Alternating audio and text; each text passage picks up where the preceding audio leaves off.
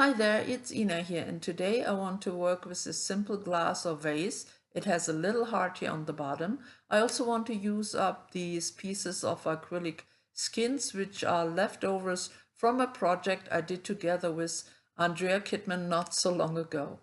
Now, because the little vase has a heart on the bottom, I chose to stick with the same design, but also because it's a very easy design to work with.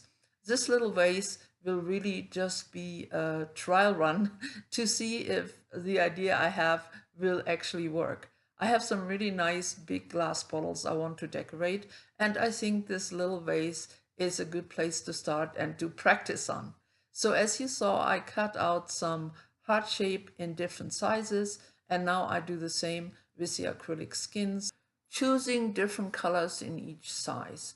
As soon as that's done, I will be using my gel medium to attach all these to the glass. Now the bigger hearts need a little bit of rounding, just using my pencil, so they fit a little bit better to the round shape of the glass. The little hearts work just fine.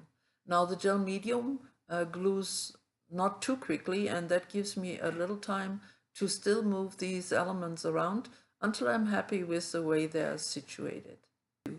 By the time I'm doing this voiceover, my project is of course already done. So I already know what I could have done better. So I think I give you a few little hints as we go along.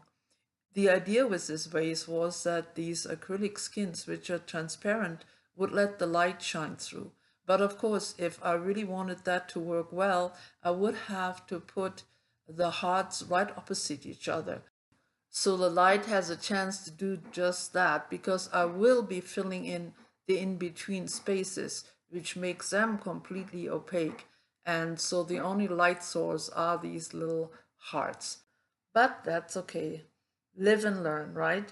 So as you see here, I'm using very simple acrylic paints just to fill in all the in-between spaces and also the little stand on the bottom.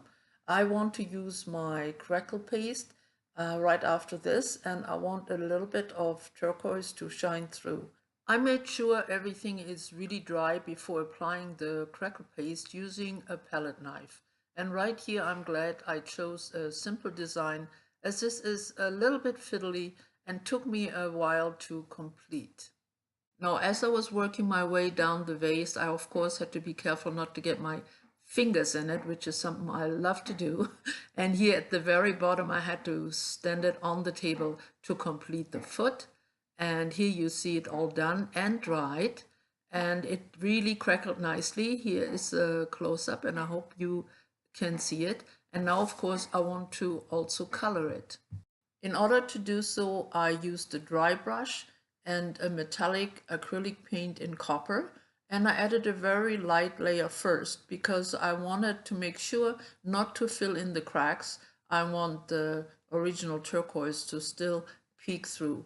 But at the end, I added 2 or 3 layers until I was happy with the color, but always a very dry, so the cracks stayed intact. Now I'm just having to do the foot of the vase, and I'm nearly done.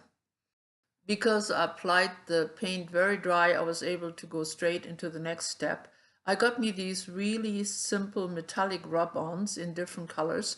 I just wanted to try these out. This color is called Rosewood, I think, and I'm just adding a little bit to all the texture right over the copper paint, just to kind of see really how this works, if it complements the copper color, if it gives it a bit of a shine, if I can polish it. I just want to try it out. So using my finger, I applied it pretty much everywhere, including the little stand. And now after polishing it, it did blend nicely, gave it a little shine. Here I'm using a baby wipe just to clean up a little bit around the hearts. And now I want to outline the hearts just using very plain enamel black paint. I give it one of those pointy tips, and that helps me to make a fairly decent outline. It's not perfectly straight, but it doesn't need to be for this type of project. And sorry again, my head in the way.